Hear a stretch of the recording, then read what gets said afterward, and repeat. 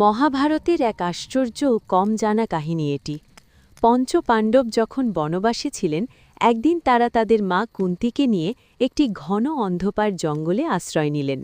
সবাই ক্লান্ত হয়ে ঘুমিয়ে পড়লেন, কিন্তু শক্তিশালী ভীম জেগে থেকে পাহারা দিচ্ছিলেন। সেই জঙ্গলে বাস করত এক ভয়ঙ্কর রাক্ষস, হিডিম্বা। হঠাৎ সে মানুষের গন্ধ পেয়ে খুব খুশি হয়ে উঠল। সে ভাবল, আজ ভালো খাবার জুটবে। তাই সে তার বোন হিডিম্বাকে আদেশ দিল, যাও, মানুষগুলোকে ধরে নিয়ে এসো। কিন্তু হিডিম্বা যখন সেখানে এসে ভীমকে দেখল, তখন তার মনে এক অদ্ভুত পরিবর্তন হল। ভীমের শক্তি, সাহস আর ব্যক্তিত্ব দেখে সে তার প্রেমে পড়ে গেল। সে সুন্দরী নারীর রূপ ধারণ করে ভীমের সামনে এসে সব কথা খুলে বলল। ভীম প্রথমে অবাক হয়ে গেল, কিন্তু বুঝতে পারল পরিস্থিতি গুরুতর। ঠিক তখনই হিডিম্ব সেখানে এসে উপস্থিত হল। সে রাগে ফুঁসে উঠল, কারণ তার বোন তার আদেশ মানেনি।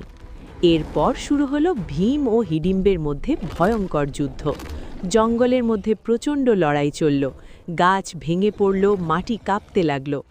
শেষ পর্যন্ত ভীম তার অসীম শক্তি দিয়ে হিডিম্বকে পরাজিত করে হত্যা করলেন। ভাইয়ের মৃত্যুর পর হিডিম্বা খুব দুঃখ পেল, কিন্তু সে ভীমকে ভালোবাসত। সে ভীমকে বিয়ে করার ইচ্ছা প্রকাশ করল। তখন কুন্তি ও অন্য পাণ্ডবরা বিষয়টি বিবেচনা করে সম্মতি দিলেন। এরপর জঙ্গলের মধ্যেই ভীম ও হিডিম্বার বিয়ে হল। কিছুদিন তারা একসঙ্গে কাটালেন।